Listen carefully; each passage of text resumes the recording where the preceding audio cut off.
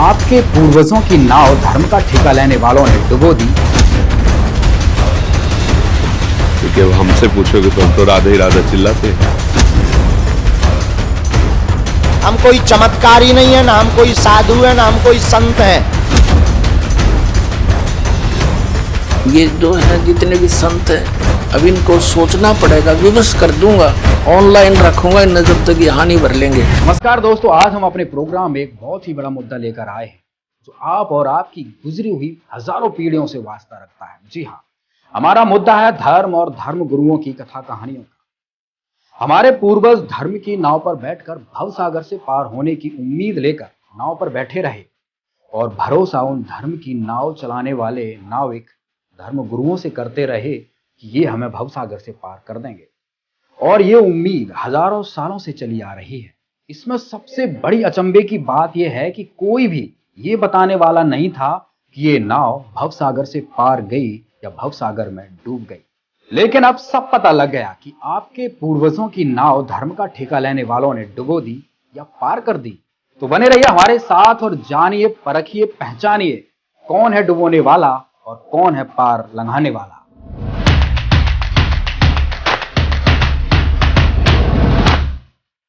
दोस्तों, यदि आपको बहुत सारे कथावाचकों और धर्म गुरुओं में से यह चुनाव करना हो कि कौन है जो धार्मिक शास्त्रों के अनुसार सत्संग कर रहा है और कौन है जो शास्त्रों में लिखी बातों को अनदेखा कर रहा है, मन मर्जी के किस्से कहानी सुनाकर साधकों का केवल और केवल मनोरंजन कर रहा है और उन भगवान की चाह रखने वाले साधकों का जीवन बर्बाद कर रहा है, तो आप किसको चुनेंगे? आपने सोच लिया होगा। बस यही चुनाव आपने इस पूरी वीडियो देखने के बाद करना है। आज हम इन कथावाचकों के बारे में बात करेंगे जिनके आज लाखों चाहने वाले हैं, लेकिन क्या हुआ है, शास्त्रों के अनुसार भक्ति बता रहे हैं? क्या उनके द्वारा बताई हुई कथा कहानी या उनके द्वारा बताए हुए मंत्र वेदों और शास्त्रों से मिलते हैं? क्योंकि कौन सही और कौन गलत, इसका फैसला किसी के बताए ज्ञान को कहने मात्र से नहीं होता है। यह तो तभी होगा जब उनके द्वारा बताई गई बातें हमारे वेद और गीता में सिद्ध होंगी। तो आइए देखते हैं ये वीडियो।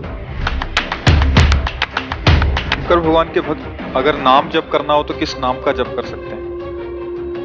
गुरु से पूछो, जो इस मार्ग का गुरु हो उससे पूछो। क्योंकि अब हमसे पूछोगे तो हम तो राधे ही राधे चिल्लाते हैं। हमारे पास तो मेरी संपूर्ण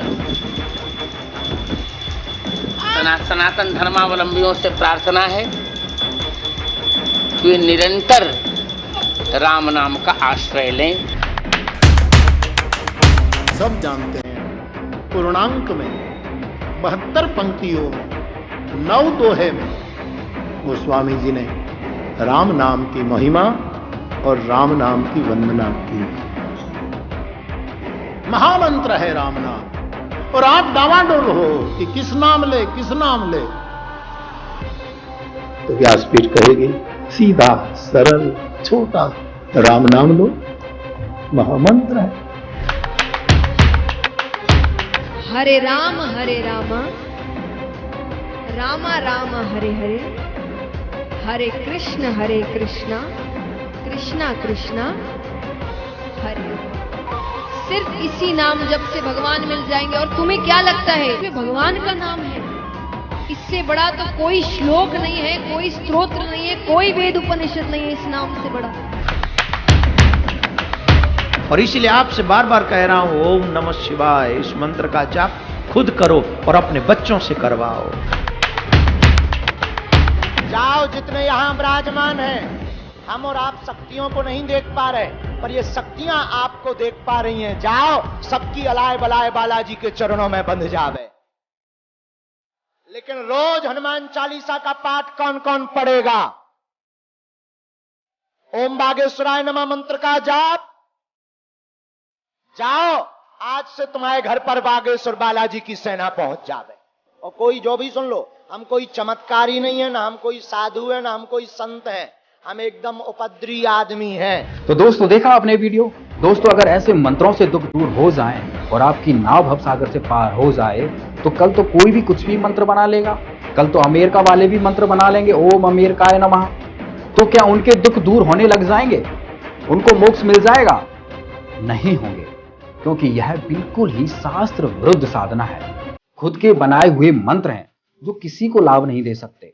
यदि आपको लाभ चाहिए, यदि आप सही भक्ति करना चाहते हैं, तो देखिए जगत गुरु तत्वदर्शी संत रामपाल जी महाराज द्वारा वेद और गीता से प्रमाणित ज्ञान। तो परमेश्वर ने कहा कि जो बिचली पीढ़ी आवेगी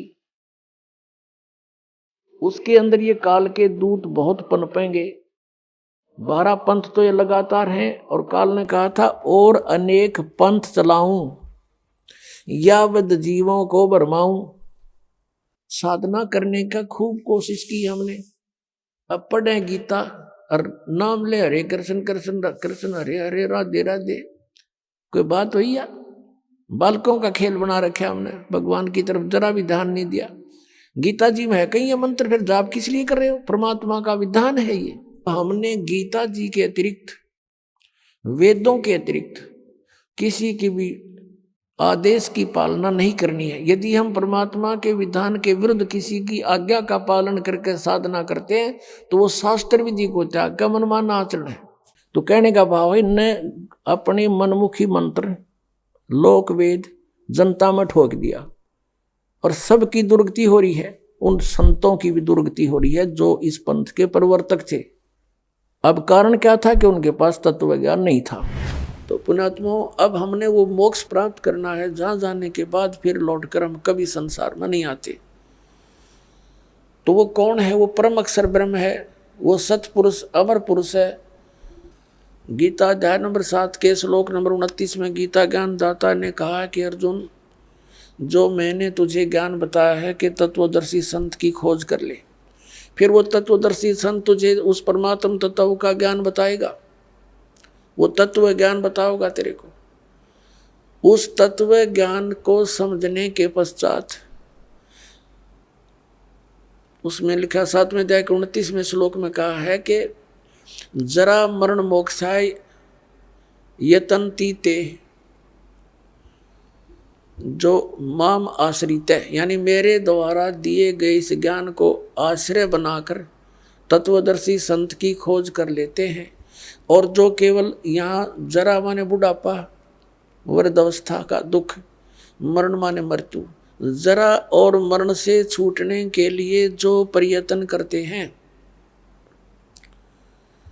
और संसार की किसी वस्तु की जो डिमांड नहीं रखते, वे ब्रह्म तत्व विदु और वो उस परमात्मा तत्व ब्रह्म को जानते हैं। और अखिलम च अध्यात्म, सारे अध्यात्म को जानते हैं और सभी कर्मों से परिचित है। यहाँ के सभी कर्मों से और पूरे अध्यात्म मार्ग से वो लोग परिचित हैं जो केवल जरा और मरण से मोक्ष के लिए ही प्रयत्न कर रहे हैं। 8वें अध्याय के प्रथम श्लोक में गीता ज्ञानदाता से अर्जुन ने पूछा, किम तत्ब्रह्म, जिस तत्ब्रह्म को जानकर प्राणी केवल जरा और मरण से, इस कष्ट से छूटने का प्रयत्न करता है, तो वो तत्ब्रह्म क्या है, कौन है वो भगवान? गीता ज्ञानदाता ने गीता अध्याय नंबर 8 के श्लोक नंबर 3 में उत्तर दिया है, वो परम अक्षर ब्रह्म है। देखिएगा अध्याय नंबर 7 का श्लोक नंबर 29, ये 29 नंबर है। इसमें कहा कि जरा मरण मोक्षाय माम आश्रित यतन्ति, ये माम आश्रित, मेरे इस ज्ञान का आश्रय करके कि तत्वदर्शी संत को खोज लो, तो वो यतन्ति, ये जो प्रयत्न करते हैं, जरा और मरण मोक्ष है, जरा और मरण के मोक्ष के लिए ही जो प्रयत्न करते हैं, ते ब्रह्म तत्विदु कृत्स्नम अध्यात्म च कर्म अखिलम, वह पूरे अध्यात्म को, तत्व ब्रह्म को और सभी कर्मों से परिचित हैं, जानते हैं। विदु माने जानते हैं। इन्हीं का अनुवाद पढ़ते हैं। जो मेरे शरण होकर जरा और मरण से छूटने के लिए, जरा माने बुढ़ापा, वृद्धावस्था होती है, इन्हों का लिख दिया ने, वे पुरुष उस तत्ब्रह्म उस ब्रह्म को, संपूर्ण अध्यात्म को, संपूर्ण कर्मों को जानते हैं। ये तीसरा श्लोक में ये कहा है 8वें अध्याय के कि केवल जो मुझे ही सब कुछ समझ रहे हैं वो मुझे ही जानते हैं, वो तो मुझे ही जानते हैं बस। फिर यहाँ बताया 8वें अध्याय का प्रथम मंत्र में अर्जुन ने पूछा गीता जी में, किम तत्ब्रह्म किम अध्यात्म किम कर्म पुरुषोत्तम अधिभूतम से किम प्रोक्तम अधिदेवम किम उच्यते। इसका वह ब्रह्म क्या है, और इसका 8वें अध्याय के तीसरे श्लोक में उत्तर दिया है गीता ज्ञानदाता ने। 8वें अध्याय के तीसरे श्लोक में वो परमाक्षर ब्रह्म है। अब इससे सिद्ध हो गया गीता ज्ञानदाता से कोई अन्य परम शक्ति है जो जीव को पूर्ण सुखी कर सकती है और पूर्ण मोक्ष प्रदान कर सकती है। अब यहाँ गीता अध्याय नंबर 8 के श्लोक नंबर 5 और 7 में गीता ज्ञानदाता ने कहा है कि मेरी भक्ति कर मुझे ही प्राप्त होगा। और 8वें अध्याय के 8, 9, 10 में 3 मंत्रों में कहा कि उस परमेश्वर परम अक्षर ब्रह्म की यदि तू साधना करेगा, उसकी भक्ति की कमाई के बल से, योग के बल से, भक्ति की शक्ति की ताकत से, तो उसको प्राप्त हो जाएगा। 8वें अध्याय के 13वें श्लोक में गीता ज्ञानदाता अपनी साधना का मंत्र बताता है, ओम इति एकाक्षरम ब्रह्म व्यवहारन माम अनुसमन ये प्रयाति तजन देहम स याति परमाम गतिम। मुझ ब्रह्म का केवल एक ओम मंत्र है, और जो इसकी अंतिम श्वास तक सिमरण करता हुआ, इसका अंतिम श्वास तक सिमरण करता हुआ छोड़कर जाता है, वो ओम से मिलने वाली परम गति को प्राप्त होता है। ओम से मिलने वाली परम गति कौन सी है? ब्रह्मलोक।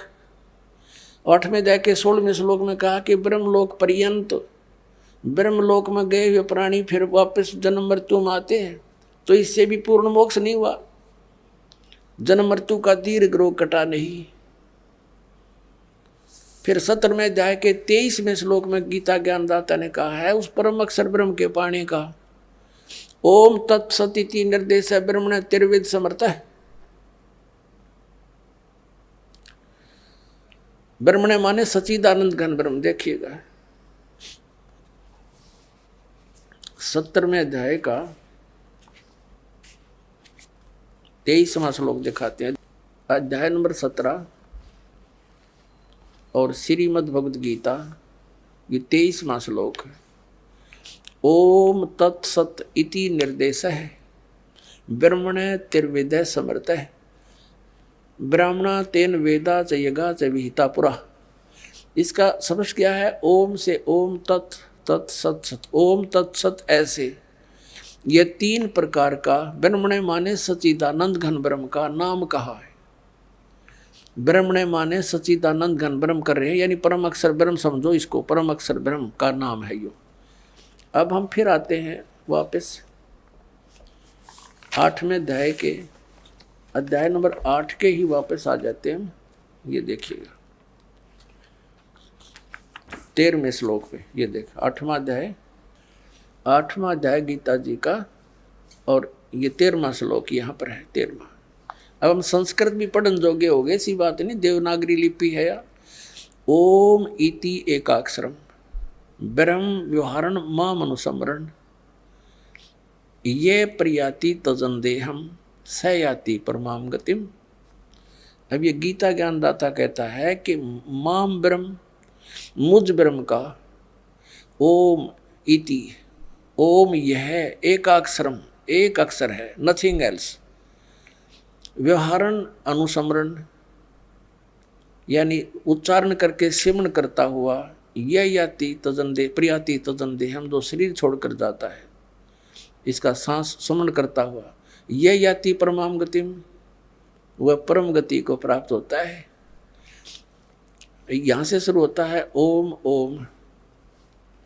जो पुरुष ओम इस एक अक्षर ब्रह्म को उच्चारण करता हुआ और उसके अर्थ स्वरूप मुझ निर्गुण ब्रह्म का चिंतन करता हुआ शरीर को त्याग कर जाता है, वह पुरुष परम गति को प्राप्त होता है। ओम से होने वाली परम गति वो कौन सी है? ब्रह्मलोक। ब्रह्मलोक में गए हुए प्राणी फिर पुनरावृत्ति में आते हैं। देखिएगा 8वें अध्याय का यही फिर 16वां श्लोक। हे अर्जुन, ब्रह्मलोक पर्यंत सब लोग पुनरावृत्ति में हैं। ये स्टार लगा के इन्होंने यह विश्लेषण भी किया है। अर्थात जिनको प्राप्त होकर पीछे संसार में आना पड़े, वहां जाकर भी फिर वापस संसार में आना पड़े, ऐसे पुनरावृत्ति बोलते हैं इसको। पुनरावृत्ति, इसका विश्लेषण किया, पुनरावृत्ति का अर्थ डिफाइन किया इन्होंने। तो इससे सिद्ध हो गया कि ब्रह्मलोक में गए हुए प्राणी भी वापस आते हैं ओम नाम का जाप करने वाले। आगे गए ना बावड़े, रहते भी सब जाही, बिन साहेब की बंदगी कहीं छोड़ ठिकाना नहीं। तो कौन से मंत्र का जाप किया उन महापुरुषों ने जिनको मोक्ष प्राप्त हुआ? सतनाम का। और सतनाम है 2 अक्षर का, जिसमें एक ओम मंत्र है, एक तत् है, वो सांकेतिक है। श्रीमद् भगवत गीता अध्याय नंबर 17 के और श्लोक नंबर 23 में स्पष्ट किया कि ओम तत्सत इति निर्देश है ब्रह्मण त्रिविध समर्थ है। ओम और तत् जो सांकेतिक शब्द है, तत् ये दास बता सकता है इस पृथ्वी पर और किसी के पास नहीं है। यदि इस दास से चुरा कर नाम लेकर के और फिर उसने आगे कोई गुरु पद प्राप्त, आप पे स्वयंभू गुरु बनकर को दान कर रहा है, तो महा दुश्मन है समाज का। पहले वालों ने नाश कर दिया, वो और कर देगा। उससे भी हमने बचना है। ऐसे कोई पाखंडी कहीं मिल जावे, उससे भी बचाना है। जनता को समझाना है कि नकली है, इसको कोई अधिकार नहीं है।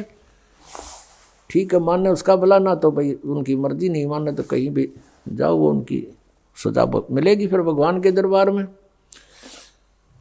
तो सतनाम 2 अक्षर का है, एक ओम और एक तत्। और सत जो उसमें शब्द है वो आदि नाम है, उसको सार नाम भी कहते हैं, वो भी गुप्त है।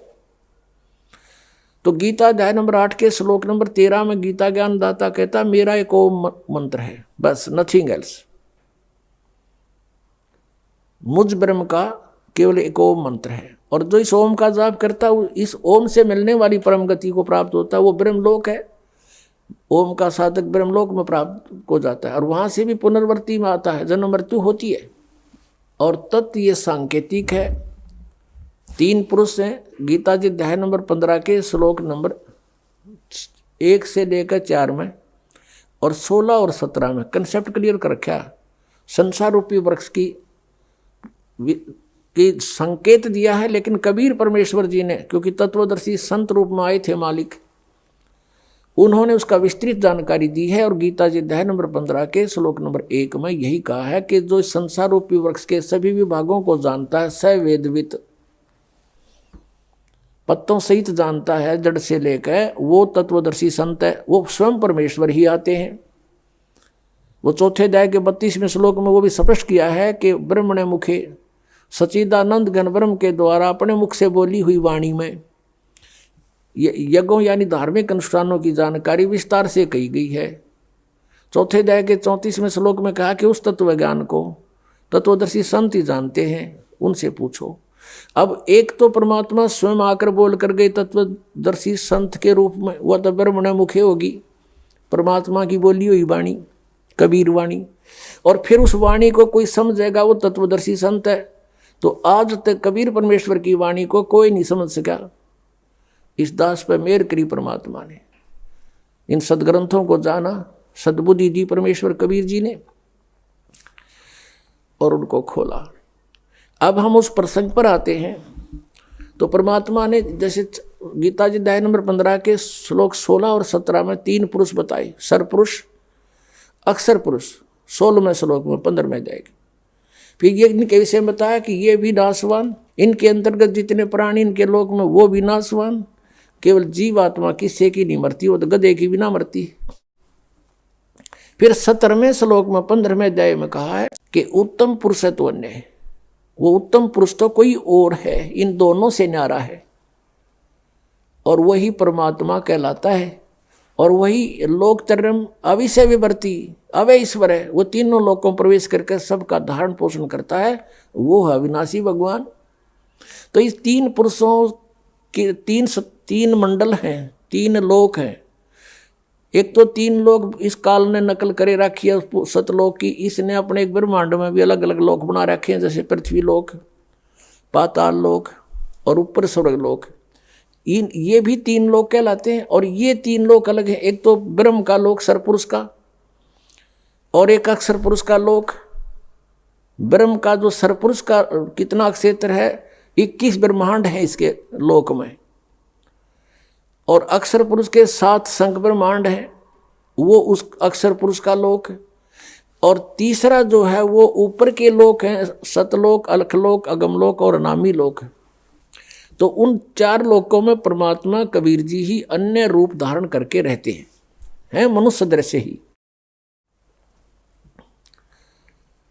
तो इस प्रकार ये 3 पुरुष माने परमात्मा, 3 प्रभु। तो सरपुरुष का ये ओम मंत्र है जिसको ब्रह्म कहते हैं।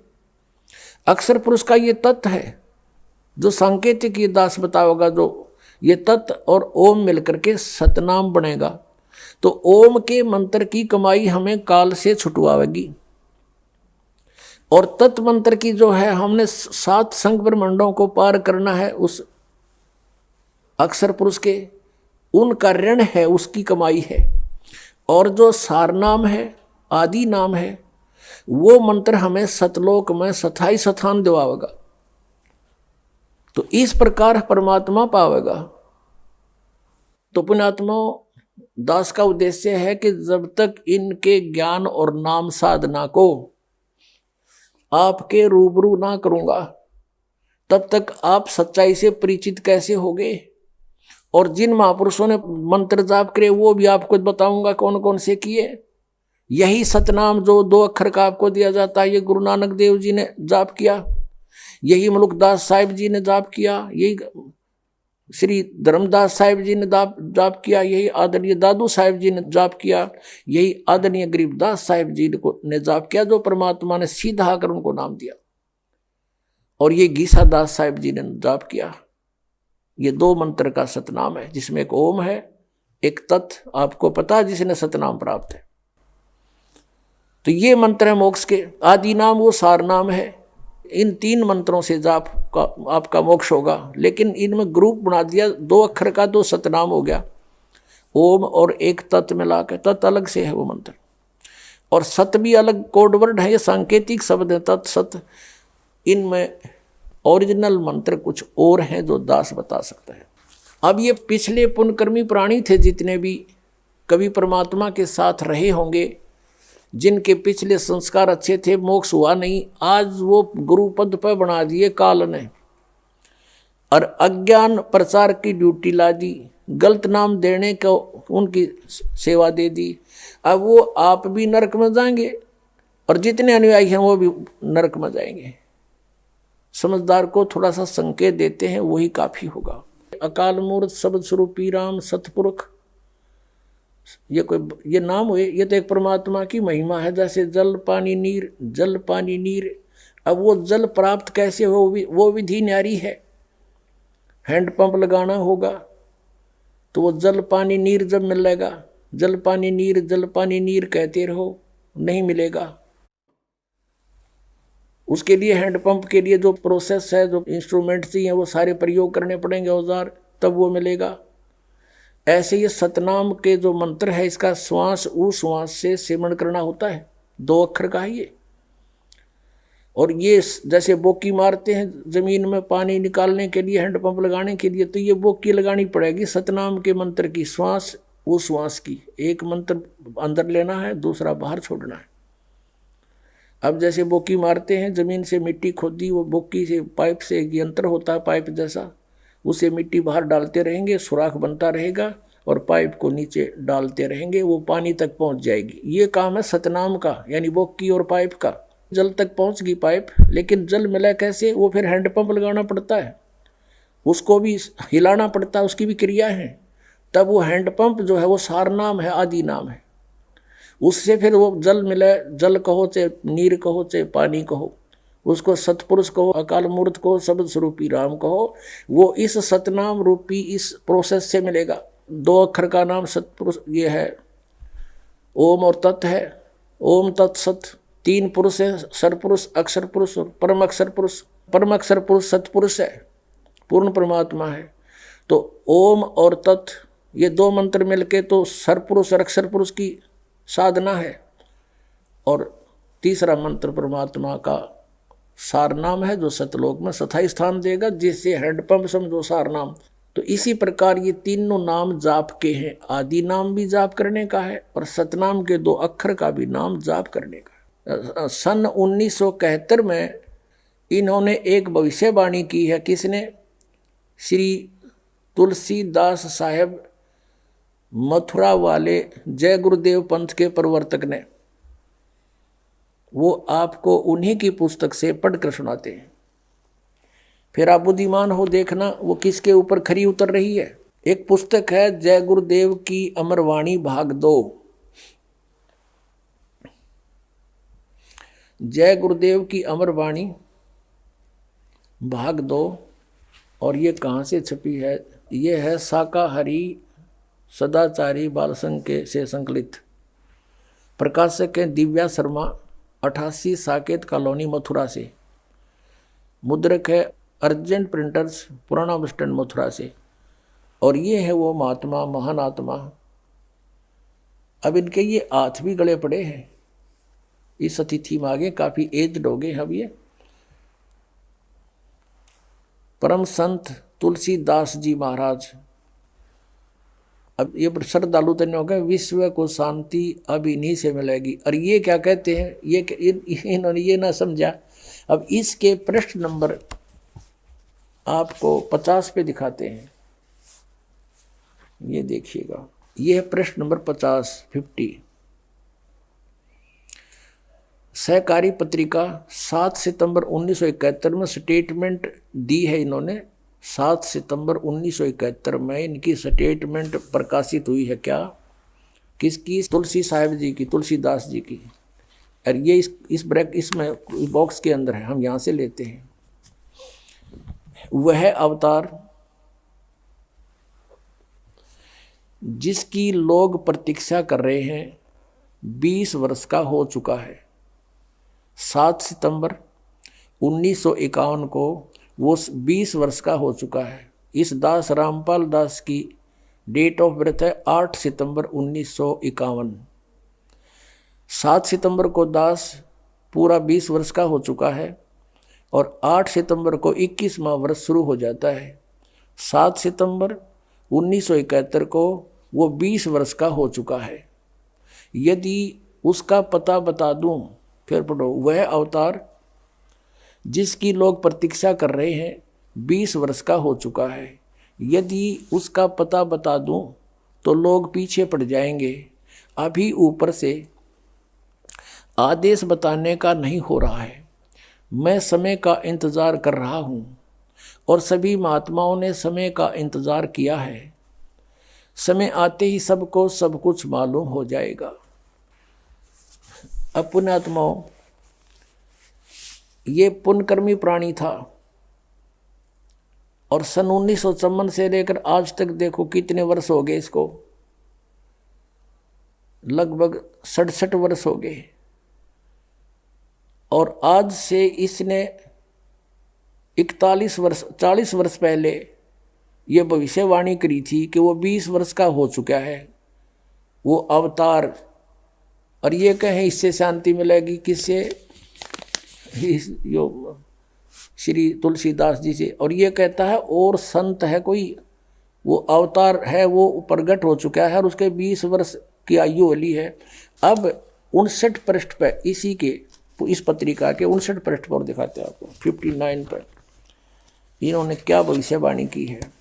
ये देखिएगा, ये वही जय गुरुदेव की अमरवाणी है और इसकी हम 59 पृष्ठ पर पढ़ेंगे। 59 यहाँ से शुरू करते हैं। परिवर्तन का कारण भारतवर्ष बनेगा। भारतवर्ष में को विश्व में परिवर्तन का कारण अब बनना होगा। त्रेता में विश्व युद्ध का कारण भारतवर्ष था और द्वापर में भी विश्व युद्ध का कारण भारतवर्ष था और इस समय भी भारतवर्ष को ही कारण बनना होगा। मुस्लिम राष्ट्रों में भारी कलह होगी। सभी मुसलमान आपस में लड़कर समाप्त हो जाएंगे। अधिकांश छोटे छोटे देश टूटकर बड़े राष्ट्रों में मिल जाएंगे। भारतवर्ष इन सब का अगुवा होगा। चीन के समस्त वैज्ञानिक प्रगति को चूर्ण करके चीन को नष्ट कर दिया जाएगा। चीन में बचे खुचे लोगों की सहायता भारत करेगा। इसी बीच तिब्बत भारत को मिल जाएगा। यदि सभी राष्ट्र आपस में मिलकर भारतवर्ष पर आक्रमण करें तो भी इसे कोई जीत नहीं सकता है। भारत में नए सिरे से संगठन होगा। यदि विश्व के सभी राष्ट्र जी जान से यह प्रयास करें कि सुरक्षा परिषद अमेरिका से हटकर भारतवर्ष में न जाने पावे तो यह कदापि नहीं होगा। सुरक्षा परिषद भविष्य में भारत में चली आएगी। महापुरुष का जन्म भारत के एक छोटे से गांव में हो चुका है, जिसके विषय में 7 सितंबर 1971 को ये स्वामी तुलसीदास जी कह रहे हैं वो 20 वर्ष का हो चुका है उसका जन्म। अब बता है, अब ये है सहकारी पत्रिका 28 अगस्त 1971 को इसने स्टेटमेंट दी। इसमें नाम नहीं बताया। फिर 7 सितंबर को क्लियर कर दिया कि आज वो 20 वर्ष का हो चुका है। इसमें लिखा कि महापुरुष का जन्म भारतवर्ष के एक छोटे से गांव में हो चुका है और वह व्यक्ति मानव इतिहास का सबसे महत्वपूर्ण व्यक्ति बनेगा। उसे जनता का इतना बड़ा समर्थन प्राप्त होगा कि आज तक किसी को नहीं मिला है। वह महापुरुष नए सिरे से विधान बनाएगा और वह विश्व के संपूर्ण देशों पर लागू होगा। उसका एक झंडा होगा और एक भाषा होगी। अपने आत्माओं, कबीर परमेश्वर आए थे क्योंकि वो परमात्मा है, उनकी जानकारी, क्योंकि वे स्वयं परमेश्वर हैं और परमेश्वर की महिमा को परमेश्वर ही जान सकता है। इसलिए उन्होंने अपनी महिमा आपा आके बताई कि हम ही अलख अला हैं कुतुब गोश और पीर, गरीबदास खालिक धनी हमरा नाम कबीर। अब रामानंद जी से परमात्मा कबीर जी अपना परिचय दे रहे हैं, लेकिन वो समझ नहीं पा रहे कि ये सच्चाई बोल रहे हैं। जैसे तुलसीदास जी हुए हैं जिन्होंने रामायण लिखी है। कौन सी रामायण? श्री रामचंद्र जी वाली रामायण लिखी है। उनकी दिव्य दृष्टि खुल गई थी। इस दिव्य दृष्टि की कुछ रेंज होती है, जैसे सूक्ष्मदर्शी की होती है दूरबीन की। उसकी अपनी अपनी रेंज होती है, कहाँ तक देख सकती है। तो ऐसे उस तुलसीदास जी ने लाखों वर्ष पहले की घटना घटी हुई श्री रामचंद्र जी और रावण के बारे में वो एज इट इज अपनी भाषा में, अपने लैंग्वेज में, चौपाइयों में, दोहों में लिख दी। इसी प्रकार आदरणीय गरीबदास साहिब जी ने परमात्मा से परिचित होकर के परमेश्वर ने उनका ज्ञान योग दिव्य दृष्टि खोल दी थी। उसके बाद गरीबदास जी ने परमेश्वर के पहले और आगे के सब घटनाओं का, दृष्टांतों का विवरण अपनी लैंग्वेज में, अपनी वाणी में लिखा है, तुलसीदास जी की तरह। तो यहाँ कहा कि ए स्वामी सृष्टा में, कबीर साहब जी परमेश्वर जी बता रहे हैं, ए स्वामी सृष्टा में सृष्टि हमारे तीर, दास गरीब अधर बसू अवगत सत कबीर। मैं ऊपर रहता हूँ सतलोक में, सह शरीर हूँ और वहाँ से चल कर आया हूँ। परमात्मा जन्म नहीं लेते। कोई ये कहे कि हमारे गुरु जी भी चल कर आए हैं, ये तो जन्म लेकर आए माता से। वो परमात्मा स्वयं चल कर आए हैं और उन्होंने अपनी महिमा आप पे बतानी पड़ी। आप पे आरती आप पे साजे, आप पे किंगर आप पे बाजे, आप पे ताल झांझ जनकारा, आप नचे आप देखनारा। पुण्यात्माओं, परमात्मा ने 600 वर्ष पहले कबीर सागर में जो लिपि बचा, उनकी अमर वाणी श्री धर्मदास जी ने लिखी है, उसमें कहा कि 12वां पंथ कबीर पंथ होगा और उसमें हम ही चलकर आएंगे और सब पंथ, यानी गरीबदास जी के रूप में नहीं, गरीबदास जी वाले पंथ में आगे चलकर हम ही आएंगे और सभी पंथों को मिटाकर एक पंथ चलाएंगे। 600 वर्ष पहले, 650 वर्ष पहले परमात्मा ने कहा था जब वो आए कि धर्मदास पूरे विश्व पर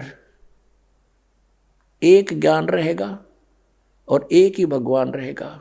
मेरी महिमा पूरे विश्व में होगी और उस समय पूरे विश्व में शांति होगी, भगवान से डरने वाले व्यक्ति हो जाएंगे या माया की दौड़ खत्म हो जाएगी। तो उस समय परमात्मा ने कहा था कि हम ही आएंगे। कबीर जी वो स्वयं नहीं आए तो अपना दास भेज दिया। तो जिसके विषय में श्री ये तुलसीदास साहेब जी ये मथुरा वाले प्रबंधक यानी संत भविष्यवाणी कर रहे हैं, वो ये दास है। अब आप पे आरती आप पे साजे, आप पे किंगर आप पे बाजे, आप पे ताल झांझ झनकारा, आप नचे आप देखण आ रहा। अब ये तो महापुरुष है, इसको अवतार कहो चाहे कुछ को, लेकिन ये दास तो दास है। आपको भौंक के बोल रहा है, दास परमेश्वर का कुत्ता है। आप धनियों को जगा रहा है कि आपको बहुत हानि करेगा ये काल।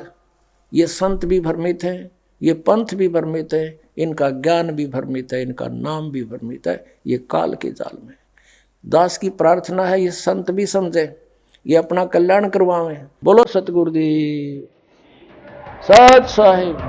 तो दोस्तों अब आपने देखा संत रामपाल जी महाराज जी द्वारा बताए गए इन प्रमाणों से सिद्ध होता है कि गीता जी में ऐसे किसी मनमुखी मंत्र का जिक्र नहीं है जो ये कथावाचक जाप करने को देते हैं।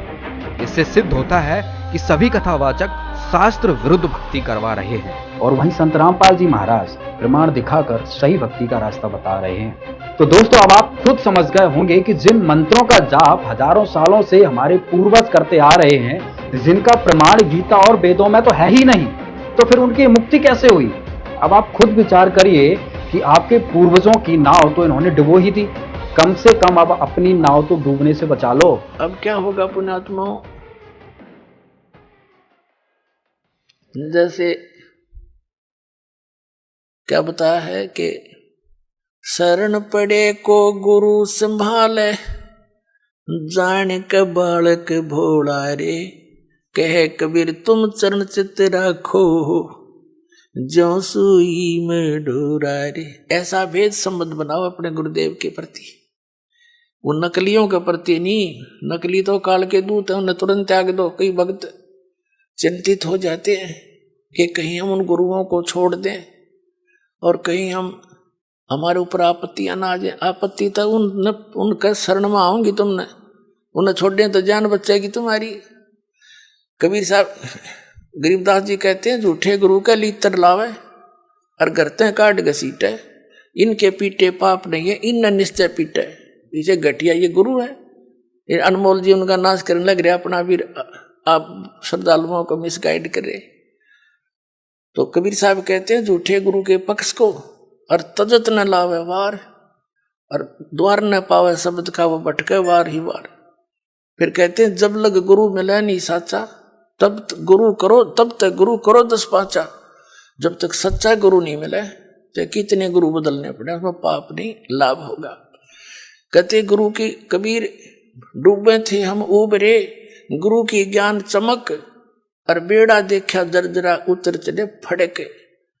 जैसे नौका टूटी ही और मझदार में जा रही हो, नीचे से पानी भरने लग रहा हो और साथ में कोई दूसरी ले जाकर खड़ी कर दे बिल्कुल ओके, और उसने कहा या डूबेगी भाई, देखिए पानी भरने लग रहा है इसमें, और आ जाओ इसमें। विकल्प कूद जाएंगे वो 1 सेकंड में। जो विकल्प नहीं हो तो डूबेंगे। जब विकल्प खड़ा कर दिया कि या ठीक सर इसमें आ जाओ, और फिर भी ना दे, फिर तो वो भांग पिए बैठे हैं। घटनों पानी में भी बड़े हैं फिर भी नौके ओके है। तो जो दास प्रमाण दिखा रहा है और ये नौका साथ में खड़ी कर दी कि ये है ओके इसमें आ जाओ, और यह सारी डूबेगी तुम्हारी, और अब भी उनको नहीं छोड़ रहे, उन्हें तो फिर नशा गणा हो रहा है। उनका क्या करें फिर हम? कबीर साहब कहते हैं कि ये चातुर पुरानी चोर हैं। इतना ज्ञान दास ने बता दिया और उनकी दाख, उनने तो कुछ ध्यान देना चाहिए। जो संत गुरु पद पर बैठे हैं, तुम क्या करने जा रहे हो? तुम्हारा ज्ञान फेल कर दिया, और फिर भी बोले आत्मा नहीं कहते भाई चलो वह भी आ जा, उन्होंने भी कह दे भाई बिल्कुल ठीक है, नहीं तो गलत बताओ मेरे ज्ञान को। मैं बार बार कह रहा हूँ ये गलत बताओ, गलत कह रहा हूँ, और गलत नहीं कह रहा तो स्वीकार करो। इन छोड़ दो परमात्मा के बच्चों ने, क्यों दुश्मन बने बैठे हो तुम?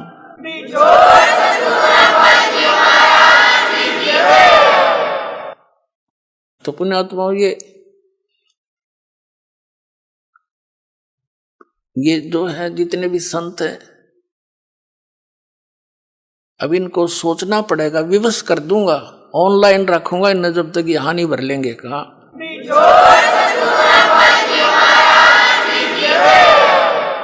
और क्योंकि ये बोले सरदार कबीर साहब कहते हैं चातुर प्राणी चोर हैं, जैसे मधु परमांस हरिये न्यू कह बोला हमने आध्यात्मिक ज्ञान चर्चा ना करी। इससे सिद्ध है कि ये परमार्थी नहीं है।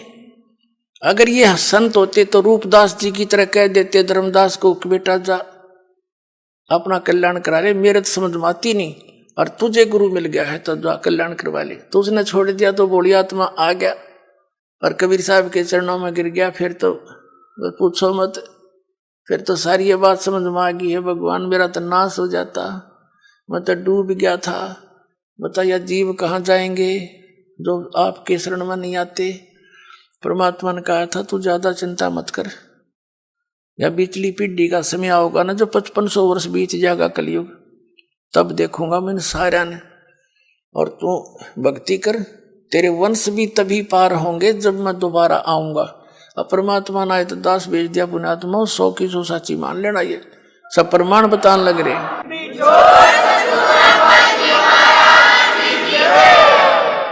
तो कबीर साहब कहते हैं चातुर प्राणी चोर हैं, मूड मुग्ध हैं ठोठ। इतने प्रमाण देख के भी जो मूर्खा के चिपके रहेंगे नकलियां के, कहते वो तो मूड मुग्ध हैं ठोठ, वो तो कति ओलंड हैं देसी भाषाओं का बौड़ी बूझ है। इतने प्रमाण देख के और फिर उनके बैठे उन सतगुरु मान रहे हैं, और फिर परमात्मा कहें जय वो फिर भी नहीं आते ना, हमने उनकी जरूरत भी नहीं है। चातुर प्राणी चोर हैं ये, मूड मुग्ध हैं ठोठ, और संतों के नहीं काम के उनको दो गलजोट, वो तो और दृढ़ कर दो उनको, मरे रहो वहीं पर। इतना ज्ञान समझ के भी ना मानते। तो पुण्यात्मा प्रसंग चल रहा था कि कर लो गुरु वकील मुकदमा भारी है। बहुत सबसे खतरनाक केस यू है आपका इस सृष्टि में कोई है तो आप काल की जेल में बंद हैं, और ये सिर्फ काल की खुली जेल है। आप ही से बच्चे पैदा करवा कर आपको एक और बंधन में बांध रहा है, और अपना करो धंधा रखाओ हैं और मर जाओ, फिर गधे बन जाओ। दूसरी जेल, वो कठिन जेल में भेज दिया। तो कहने का भाव ये है कि अब आपको ये दास वकील मिल गया इस पृथ्वी पर, दूसरा वकील इस वकालत करनिया नहीं है इस काल के साथ में। और अब आप सभी ने ये वकील करना पड़ेगा, पूरे विश्व ने।